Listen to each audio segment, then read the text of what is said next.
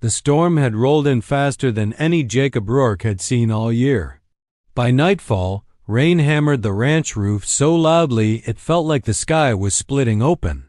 Wind rattled the shutters, twisting the trees into ghostly shapes across the yard. Jacob had been about to bank the fire and turn in when he remembered he'd left the south barn door half-latched. An oversight like that meant a long night of listening to it slam. With a weary sigh and a tug of his coat, he stepped into the raging dark. The mud sucked at his boots as he crossed the yard, lantern swinging. Lightning cracked overhead, white and blinding. For a few seconds after, he heard nothing but the storm until a sound cut through it. Faint, high-pitched, not wind, not an animal. A cry. He stopped, listening. Another flash of lightning streaked across the sky, illuminating the outline of his barn. The sound came again, quicker this time, shaky, like someone trying not to be heard. Jacob's pulse kicked up. He moved faster, shouldering open the heavy barn door and ducking inside. The storm-muted quiet made his ears ring. But the moment he closed the door behind him, the barn revealed another sound, tiny, muffled sobs. Jacob lifted his lantern higher. The horses shifted nervously in their stalls. Shadows leapt across the rafters. Something a small shape darted behind a mound of hay bales. "Hello?" Jacob called softly, careful to keep his voice calm. "Who's there?" No answer, just the faint hitch of someone holding their breath. He took a slow step forward. "I'm not going to hurt you." The lantern light caught a movement again, this time closer. He knelt, lowering the lamp to soften the glare. A pair of wide eyes blinked at him from between the bales. A little girl 4, maybe 5 years old, trembling, soaked to the skin, her small hands clutching clumps of hay as if her life depended on it. Jacob's breath caught. "Well now," he murmured. "What are you doing out here, sweetheart?" She didn't answer at first. Her chest rose and fell in tiny panicked shivers. She looked like she'd run through the storm for miles, dress torn, shoes missing, curls plastered to her cheeks. When Jacob inched a hand toward her, she flinched so hard she nearly toppled backward. "It's all right," he said, gentler still. "You're safe here." After a long moment, she took a halting step out of hiding. When she reached him, she didn't stop, she collapsed into him, gripping his coat with surprising strength. Her small body shook violently against his chest. Jacob held still, letting her cling as much as she needed.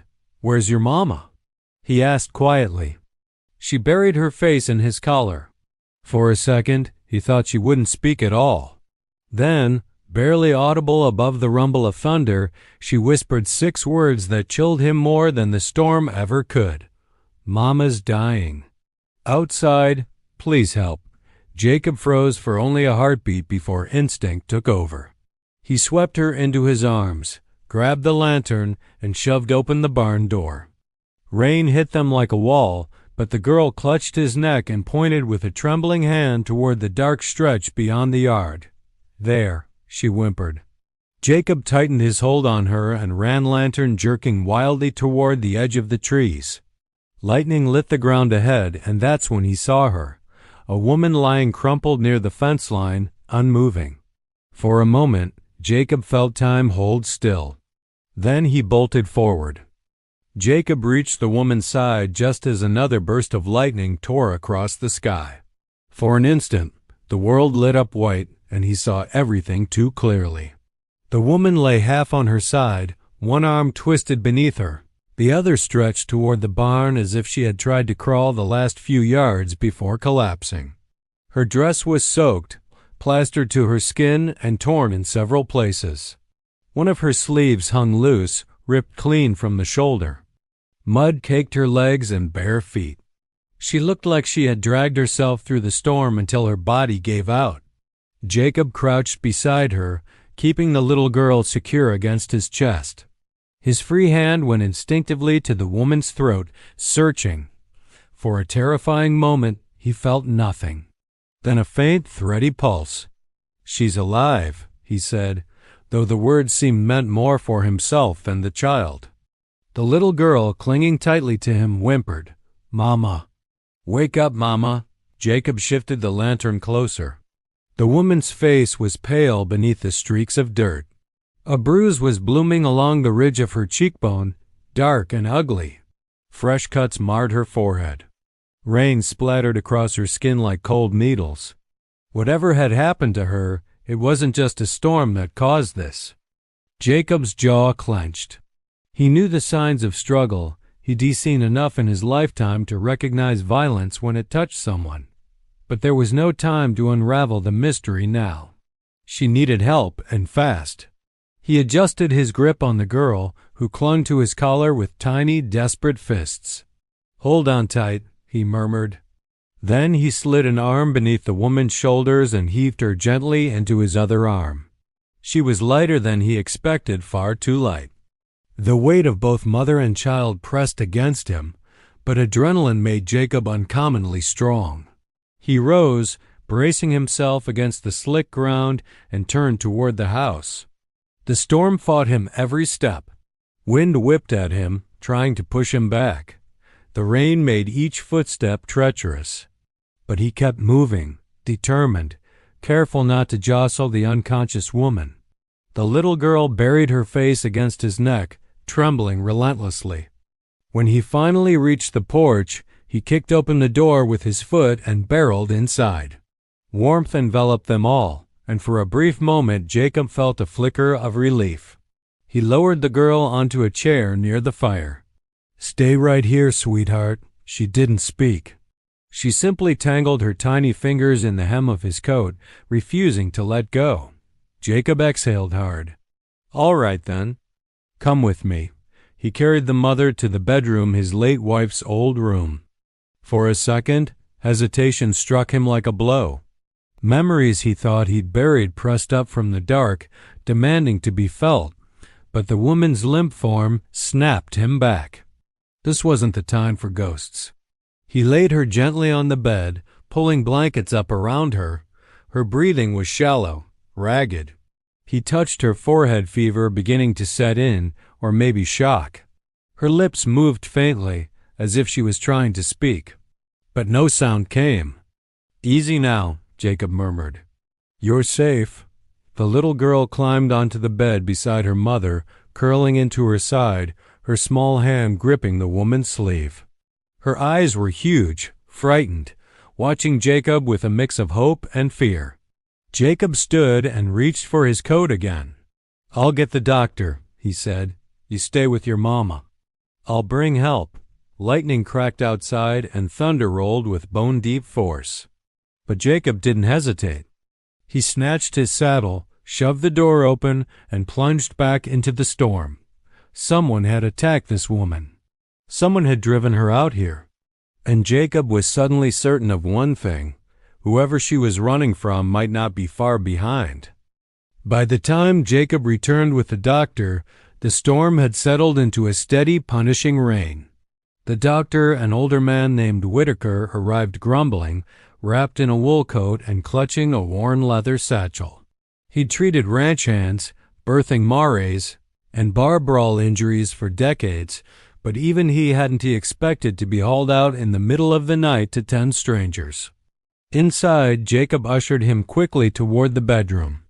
The little girl sat exactly where he'd left her, right beside her mother, her small hand never leaving the woman's sleeve.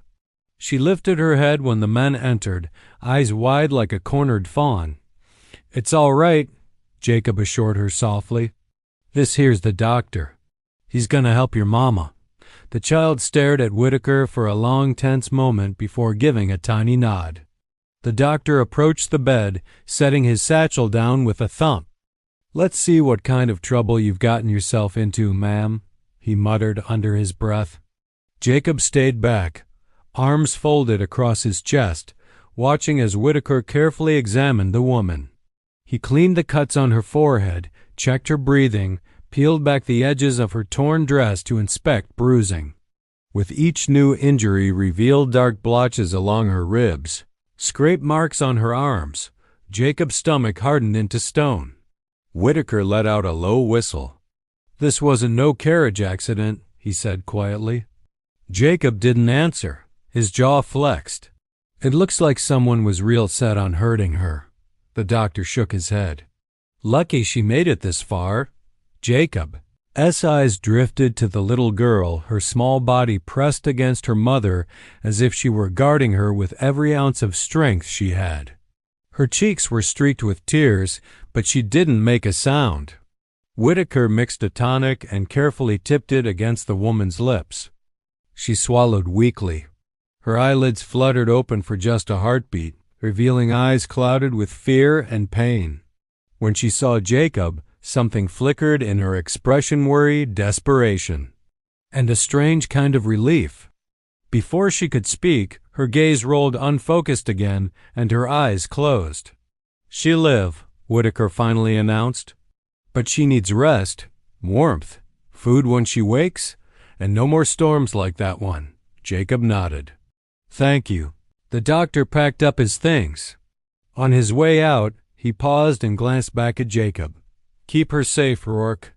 Whoever did this. They won't be pleased she escaped." Jacob didn't respond, but the warning hit deeper than Whitaker knew. When the doctor left, the house fell quiet.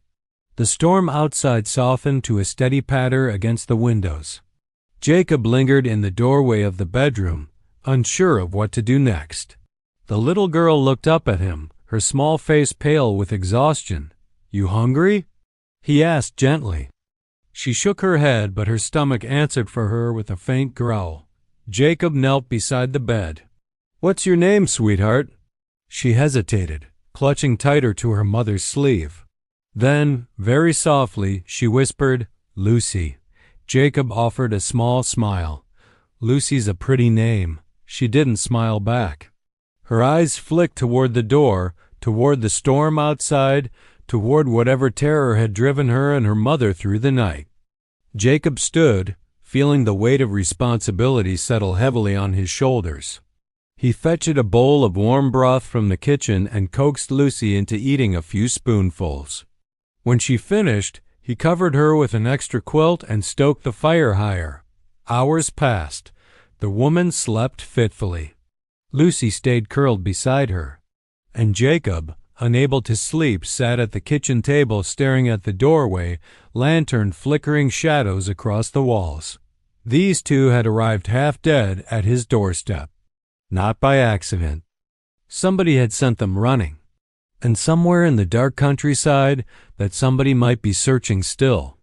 The sun rose slowly over the ranch the next morning, a muted gray light that made everything outside look softened and blurred. Rain still clung to the windows, dripping in slow, uneven trails. Inside, the house was quiet except for the crackling of the kitchen fire and the low hum of the wind easing through the eaves. Jacob had been awake most of the night, checking on the woman Anna and listening for anything unusual outside. Just after dawn, he heard a weak rustle from the bedroom. He stepped inside to see the woman's eyes fluttering open again. She blinked at the ceiling, disoriented at first. Her breathing hitched as she tried to push herself upright, and a sharp gasp escaped her. Jacob moved quickly. "Easy now. Don't try to sit up yet." The woman froze at the sound of his voice. Her head snapped toward him, and in that moment, fear surged across her face so violently she trembled. Jacob raised both hands in a calm, open gesture. "It's all right. You're safe here." Her gaze darted around the room, the thick quilts, the dim lamp, the wooden walls, and then finally to the small figure curled at her side. Lucy slept peacefully, clutching the sleeve of her mother's dress. Relief washed across the woman's features, but it didn't last long. Her breath grew shallow. She looked back at Jacob, suspicion and terror battling in her expression. Where am I?" she whispered. "My ranch," Jacob answered softly. "Found your little girl in my barn last night. She told me to come find you." He hesitated, then added, "You were hurt bad." The woman closed her eyes, pain flickering across her brow. "We shouldn't have come here," she murmured under her breath, more to herself than to him. Jacob's stomach tightened. "You were running from something." At that, Her eyes flew open again, wide and alert. Her hands fumbled to pull Lucy closer as if she expected someone to burst through the door at any moment. Jacob kept his voice low and steady. "No one's coming in. If someone's after you, they won't get past me." Something in his tone, quiet conviction, a hint of steel, made her pause. She studied him for several seconds that felt longer than they were. Then, slowly, she exhaled. "My name is Anna," she whispered. Jacob nodded. "Jacob Rourke." She swallowed hard, as though saying her next words took more strength than she had. We had to run. I didn't know where else to go." "Who did this to you?" Jacob asked. At the question, Anna flinched. Her gaze fell to the bruises on her arms, the torn edges of her dress. Her throat constricted. "He'll find us," she choked out. "He always finds us." Jacob felt a familiar heat rise in his chest, anger, controlled but fierce. He had seen this fear before, in others. He had lived through the aftermath of it himself. His jaw tightened. "Not here," he said firmly. "Not while you're under my roof." Anna let out a shaky breath. She looked unconvinced, but she no longer recoiled from his presence. Her eyes drifted toward the window where the rain streaked down in thin, trembling lines. "He's powerful," she whispered. "No one says no to him. People look away. They always look away." Jacob stepped closer and set a cup of water on the bedside table. "I'm not people." For a moment, Anna's eyes met his and something new flickered in them. Not trust. Not yet. But maybe. The possibility of it. Before either could speak again, Lucy stirred beside her mother. She blinked sleepily, then sat up with a small cry. "Mama?" Anna wrapped her arms around her child, pulling her close. "I'm here, sweetheart. Mama's here." Jacob watched them quietly. A protective urge rose in him, sharp, instinctive, unyielding. These two had escaped something terrible, and whatever Anna feared, it wasn't imagined. Someone dangerous had marked her. Someone who wouldn't stop. And Jacob had the unsettling feeling that this storm, this whole night, was only the beginning. For the next 2 days, the rain eased into a gentle drizzle, and the land around the ranch began to breathe again. But inside Jacob, an unease grew steadily slow, invisible, and cold. He could feel something coming, like the subtle shift in the air before a stampede. Anna was healing, slowly drifting in and out of sleep while her body tried to mend itself. Lucy rarely left her mother's side except to follow Jacob around the house like a small, silent shadow. She trusted few, but for reasons Jacob didn't yet understand, she trusted him. On the third morning, the sky finally cleared into a pale blue. Jacob saddled his horse to ride into town for supplies, bread, medicine Whitaker recommended, and maybe answers. Anna had told him only fragments, each one more troubling than the last. Her husband, if that word could even be used, was wealthy, cruel, and used to getting what he wanted. Anna and Lucy were possessions to him, not people.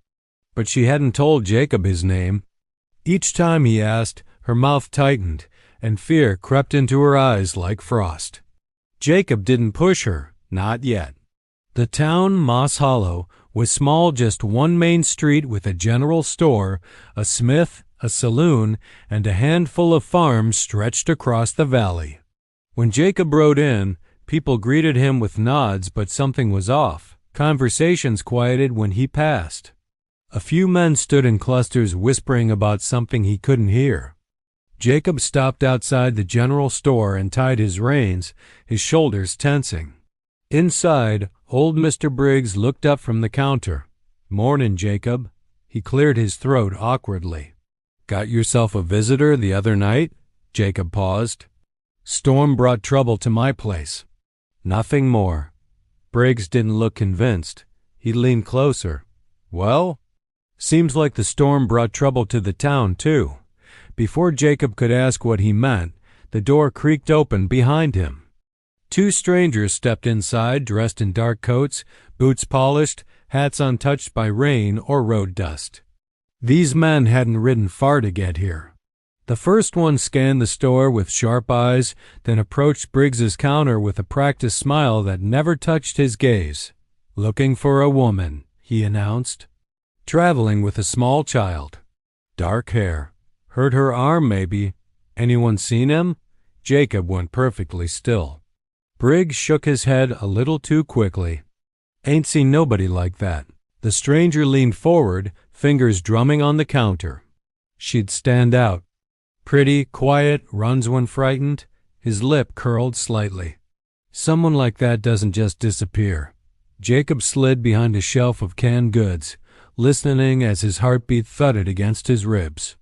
The second man wandered the aisles, sweeping the room lazily, but with the kind of alertness that meant trouble. "You paying for information?" Briggs asked nervously. "We're paying for results," the stranger corrected. "Her husband wants her back." Jacob's hands clenched so tightly his knuckles cracked. The first man smiled again. "If anyone around here is helping her." "Well, that would be unfortunate." Jacob didn't wait to hear more. He slipped out the back door, climbed onto his horse, and rode out of town with urgency threading through every muscle. Dust kicked up beneath his horse's hooves. The wind stung his eyes. He rode harder. By the time the ranch came into view, his jaw was locked and his pulse was pounding with a grim certainty. They were looking. They were close. And they would search every house, every barn, every inch of land until they found Anna and Lucy. Jacob tore into the yard, dismounted, and stormed inside. Anna was sitting at the kitchen table, pale but upright, a shawl draped over her shoulders. She looked up sharply when she saw his face. "They're here," Jacob said, voice low, steady, deadly serious. "Your husband sent men. They're asking questions in town." Anna's breath caught. Lucy pressed against her mother's side. Terror flooded Anna's features. Jacob pulled the rifle off the wall and checked the chamber. "You're not going anywhere." "Not again." For the first time, Anna didn't argue, because she knew the hunt had begun. That night, the ranch felt different, too quiet, too still, as if the land itself were holding its breath. Jacob checked every window, every door, every latch, until he knew the house was secure. Still, unease clung to him like a second skin. He kept expecting the thud of boots on his porch or the silhouette of a stranger moving against the moonlit fence line. Anna sensed it too. She sat near the fireplace wrapped in a blanket, her dark hair falling in soft waves around her face. The flames painted flickering shadows across her bruises, making them look even more painful. Lucy sat on her lap, worn out from fear but fighting sleep, her small fingers curled in the fabric of her mother's dress.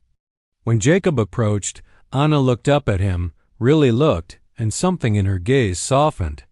Not trust, not yet, but recognition. She could see the tension in his shoulders, the resolve in his jaw, the weight he carried without complaint. "You don't have to do this," she whispered. Jacob paused. "Do what?" "Risk yourself, for us." Her voice wavered like a candle flame. "You don't know me, Jacob. You don't owe me anything." Jacob leaned one hand against the mantel, staring at the fire. "Your daughter came to me for help." Anna swallowed. "She shouldn't have had to." "That's not on her," Jacob said, tone firm but quiet. "Or on you." Silence stretched between them. Lucy's head drooped against her mother's shoulder, her breaths growing soft and even as sleep finally claimed her. Anna kissed her daughter's forehead, then looked back at Jacob. "You could turn us over to them," she said. "Most people would." Jacob stiffened. "Do I look like most people to you?" She didn't answer, but her eyes spoke for her. They searched him, curious and wary and deeply tired. Jacob stepped away from the fire and took the chair opposite her. "Tell me something," he said gently. "Why does he want Lucy?" Anna's grip tightened protectively around the little girl. Even half asleep, Lucy felt it and burrowed closer. "He doesn't love her," Anna said. "He doesn't love anyone." Her gaze dropped to the child in her arms. To him, she's proof. Proof he can control me. Proof he owns me. Proof he can continue his name. Jacob's stomach twisted. He'd suspected something cruel, but Anna's voice carried a quiet devastation that gnawed at him. He's powerful, she continued. He's connected. The law bends for him. Men bend for him. And when he hurts someone, no one stops him. Jacob stared into the fire again. I lost someone once, he murmured, surprising even himself. Someone I loved. Couldn't protect her. I won't make that mistake again. Anna blinked, startled by the confession. Jacob rarely spoke of his past. Only a handful of people in the valley even knew the truth. But something about Anna's bruised courage loosened the words inside him. A moment later, a soft sound pulled their attention toward the front of the house, something brushing against the porch boards. Jacob stiffened immediately, hand going to the rifle propped beside the chair. He moved silently, stepping to the window, peering out. Nothing but moonlight. Still, he felt watched. He returned to the hearth, but he didn't sit again. He stood guard. Anna noticed, and her voice softened. You can't stay awake every night, she said. I've stayed awake for less, Jacob replied. A faint tremor ran across her features. I'm sorry, she whispered. You don't have to be. Anna lowered her eyes, eyelashes trembling. I'm frightened, Jacob. I know, his voice gentled. But you're not alone. She looked up at him, and in her gaze he saw gratitude, fear, and the beginning of something fragile and new. As the fire crackled softly and the night deepened around them, Jacob realized something unsettling. Protecting them wasn't just the right thing to do. It was becoming the only thing he wanted to do. The next night brought no storm, but the air felt heavy, as though the sky itself was holding something back. The quiet stretched across the ranch like a taut rope, thin, uneasy, waiting to snap. Jacob didn't say anything to Anna, but he felt it in his bones. The men hunting her were closer than ever. He kept the lamps low, the windows curtained, and the rifle always within an arm's reach. Before sleep, he made a circuit of the property, checking the barns, the paddocks, the fences. Nothing felt out of place, but that only made him more nervous. Danger was never loud. It snuck in softly. Inside the house, Anna lay awake despite exhaustion pressing at her eyelids. She stared at the ceiling in the darkness while Lucy slept curled against her side. Every creak of the floorboards set her pulse racing. Every whisper of wind against the shutters made her flinch. She wanted to believe Jacob's ranch was a refuge, but fear clung to her like a shadow. Near midnight, Lucy stirred and whispered, Mama. Are they going to take me? Anna held her tighter. No, sweetheart. No one will take you. Not while Jacob is here. But even as she said it, she couldn't silence the dread curling in her stomach. Outside, Jacob stood on the porch, arms braced against the railing, eyes scanning the darkness. The moon was bright enough to paint the yard in silver. The horses shifted restlessly and the barn too restlessly. Jacob's head snapped up. Something was wrong. He grabbed his rifle and moved silently across the yard, boots barely making a sound. As he approached the barn, he heard in a faint shuffle, a whisper, the quiet thud of something bumping lightly against a stall door. Not the horses. Someone inside. Jacob flattened himself against the barn wall and listened. Two voices, low, sharp, urgent. He said, They're here. Then where the hell are they? Should have been easy to spot a woman and kid. Jacob's grip tightened around the rifle. His heartbeat slowed, dropping into the steady rhythm he used to survive fights years ago. The men continued. She won't last long out here. Weak little thing. Doesn't matter. He wants her alive. And the kid. Jacob's blood went cold. Then hot. He didn't wait another second. He stepped inside the barn in one swift movement, rifle raised. Drop it, he barked. The two men froze, one by the hay bales, the other near the back stall. Both spun toward him, shock flickering into hostility. One reached for his revolver. Jacob fired first. The shot ripped through the silence, grazing the man's shoulder and sending him crashing to the ground with a howl. The second lunged behind the stall for cover and fired blindly toward the doorway. Bullets shattered wood, splintering into the air. Horses screamed and thrashed against their stalls. Jacob ducked behind a support beam, breathing steadily. "You're not taking them," he shouted. A harsh laugh echoed from the darkness. "You think you can stop us? You don't know who you're dealing with, Rourke." Jacob fired again, forcing the man to drop deeper behind the stall. "You're right," Jacob muttered under his breath. "I don't, and I don't care." Before the man could pop up again, the wounded one scrambled for the door, clutching his shoulder. Jacob lunged forward, grabbing him by the coat and slamming him against the wall. The man gasped. Moonlight illuminated his face, young, mean-eyed, the kind of man who followed orders because thinking wasn't required. "You tell him," Jacob growled, voice low and deadly, "that if he steps foot on my land again, he'll learn what a real fight looks like." The man spat blood onto the barn floor. "He won't stop. She belongs to him." Jacob slammed him again. "Not anymore." The other intruder fled through a back window, crashing into the darkness. The wounded one pulled free and stumbled into the night after him. Jacob didn't chase them. He ran for the house. Inside, Anna was standing in the hall, pale and trembling, holding Lucy against her chest as the girl cried silently. Jacob stopped at the doorway, breathing hard. "They found us." Anna's knees buckled, and she collapsed into a chair. Lucy clung to her, shaking. Jacob lowered his rifle, jaw clenched. His voice was steady, but his eyes held fire. "This isn't going away," he said. "And I'm done waiting for them to strike first." Night settled over the ranch in a strange, uneasy quiet, the kind that made the walls feel too thin and the shadows too sharp. Jacob had checked every door twice, then a third time without admitting to himself why. Emily was asleep in the loft, curled up against a stuffed blanket he had tied into a makeshift doll. Lena, still too weak to stand for long, rested in his room, drifting in and out of shallow sleep.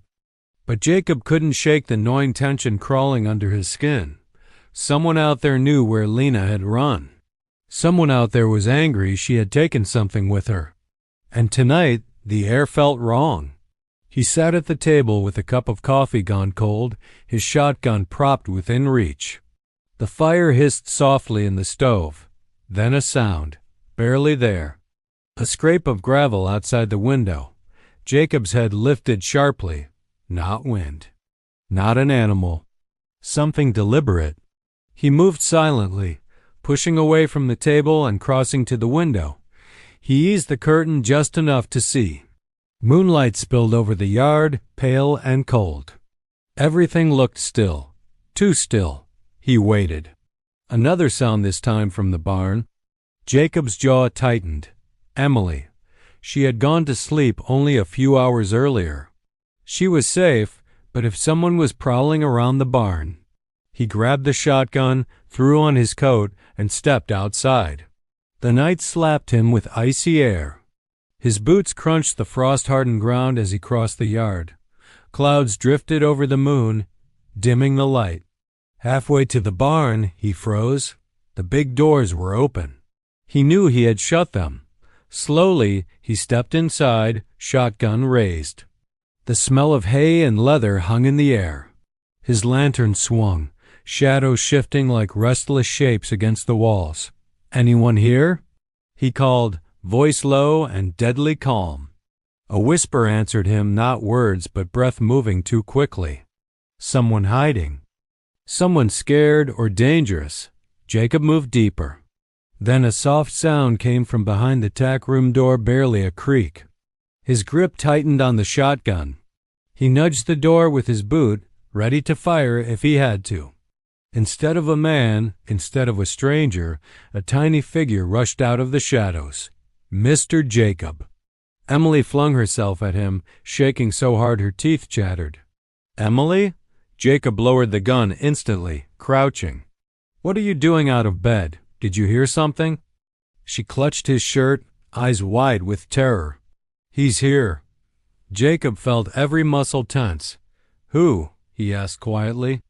"The man who hurts Mama," she whispered. "He came to the window. He said he's going to take us back." Jacob's blood went cold. Adrenaline surged through him, harsh and immediate. He scooped Emily into his arm and hurried out of the barn, scanning the dark every second. The wind stirred the trees, their branches scraping like claws. He didn't see anyone, but he could feel it. Someone was watching. When he reached the house, he slammed the door and locked it. Lena was sitting up in bed, pale and trembling. "You saw him?" she whispered. Jacob didn't answer right away. He looked at her long enough for the truth to settle heavy between them. "He's here," Jacob said finally, voice low. "And he knows where to find you." Lena closed her eyes as if bracing herself for a memory she had been trying to outrun.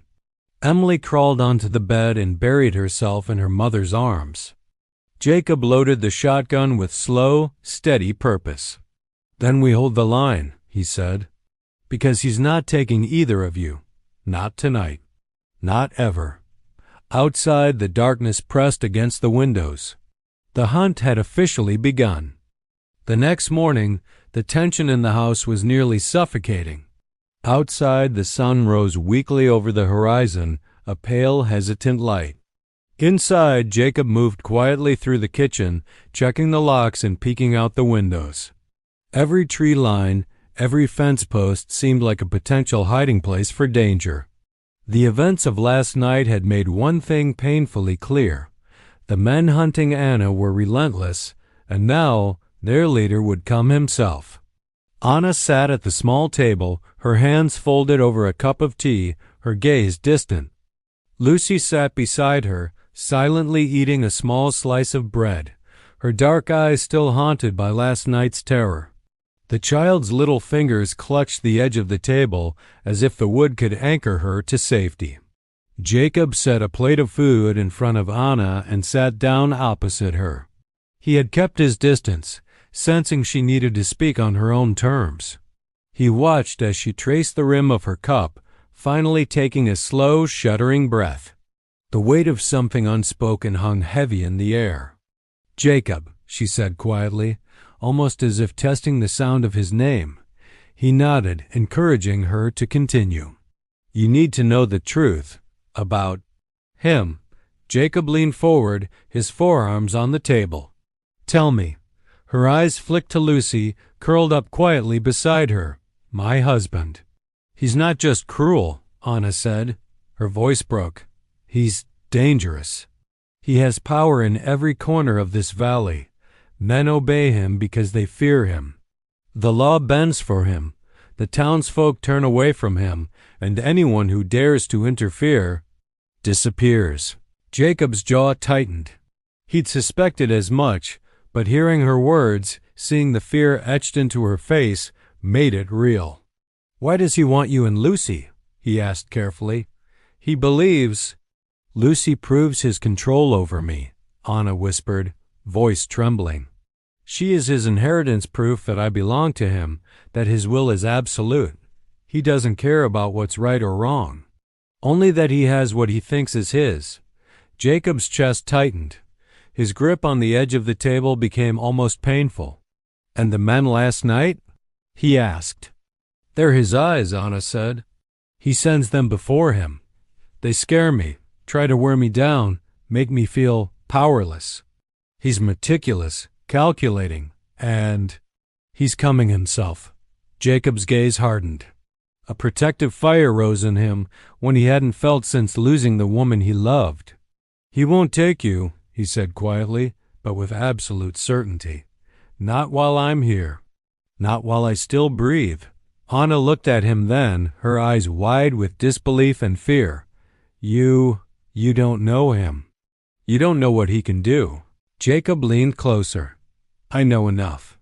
And whatever he is, whatever power he has, I'll stop him. For you. For Lucy." A silence settled over the room.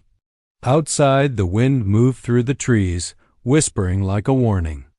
Anna swallowed hard, finally nodding, a fragile thread of trust forming. She knew Jacob was strong, but more than that, she knew he was determined. The kind of man who would risk everything to protect those who couldn't protect themselves. Just as the moment seemed suspended, a distant sound cut through the valley. A horse's hooves pounding against hard-packed earth, urgent and fast. Jacob's head snapped to the window. In the distance, a dark figure rode with purposeful speed, flanked by a small group of men. "They're coming," Jacob said grimly, "and this time, he'll be with them." Anna drew Lucy close, fear threading through her every movement. Jacob rose, resting a hand on the shotgun he'd prepared the night before. "Whatever happens," he said quietly, "we fight, we don't run." Not this time. Outside, the wind whipped through the valley, carrying the sound of pursuit. The final confrontation was approaching. The man who had terrorized Anna for years was coming, and Jacob knew the choice was clear. Defend the two women at all costs, or let darkness take them. Jacob's jaw set. The hunt was over. The showdown had begun. The night air was electric with tension. Moonlight poured over the ranch, glinting off the rifles Jacob had placed strategically near the windows and doors.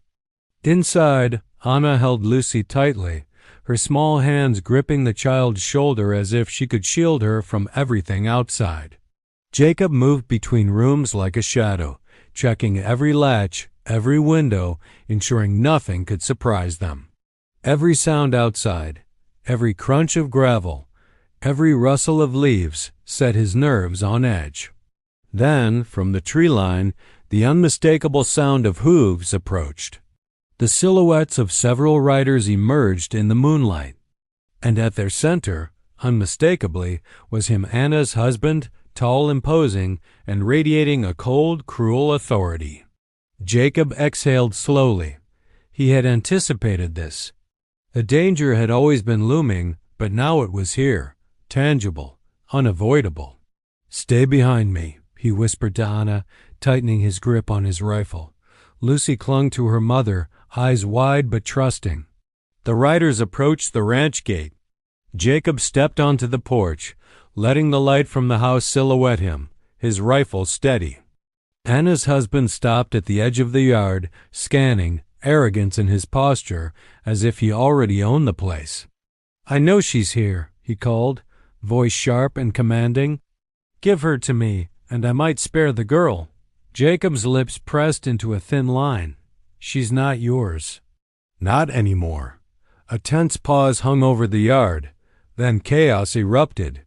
The men on horseback charged forward, but Jacob had anticipated their path. Gunfire rang out. Shots shattered wood and stones, and the riders were forced to maneuver, some taking cover behind fence posts. The horses whinnied and reared, thrown into panic by the sudden violence. Jacob's aim was precise. Each shot incapacitated without lethal intent at first, giving him a tactical advantage. The attackers hadn't expected resistance, and their arrogance became their weakness. Inside, Anna and Lucy stayed quiet, pressed into the shadows. Anna whispered prayers under her breath, but she no longer trembled with helplessness. Jacob's defiance gave her courage. Minutes stretched like hours. Sweat and adrenaline mingled on Jacob's brow. Finally, the leader, Anna's husband, leapt from his horse, gun in hand, advancing toward the porch. Jacob waited, steady. "This ends tonight," he said. They faced each other in the moonlight, two men bound by different codes of honor, one fueled by fear and cruelty, the other by loyalty and protection. The husband fired. Jacob ducked, returning a sharp, accurate shot that knocked the man off balance. In the chaos, a struggle ensued. Jacob's training, combined with desperation, gave him the upper hand. He wrestled the weapon from the man's hand, forcing him to the ground. Anna, witnessing the confrontation, felt a surge of relief. She had been haunted by his control for years, But now, seeing Jacob's strength and determination, she realized that fear no longer dictated her life. The remaining riders, seeing their leader subdued, hesitated and then fled, knowing the lawless frontier had turned against them. Jacob didn't chase. The danger had passed for now, and the priority was safety. Inside the house, Anna held Lucy close. Tears streamed down her face, not from fear, but from the release of it. "We're safe," Jacob said quietly, entering the room. Lucy's small voice broke the silence. "Papa?" Jacob froze, then looked at Anna. She smiled softly, a fragile but genuine expression. "Yes," he said, kneeling to her level. "I suppose I am now." Spring arrived slowly over the valley. The barn, once a place of terror, became a place of laughter, light, and new beginnings. Anna, now free from fear, began helping Jacob with the ranch, learning to trust herself and the world again. Lucy ran through the fields, her laughter ringing like bells, no longer haunted by shadows. Jacob stood at the fence one morning, watching them play. He realized that rescuing them had not only saved their lives, it had saved his own. The grief and solitude he had carried for years had finally given way to hope, love, and a sense of family. The storm was over. The past could no longer harm them. And for the first time in years, Jacob allowed himself to believe in tomorrow.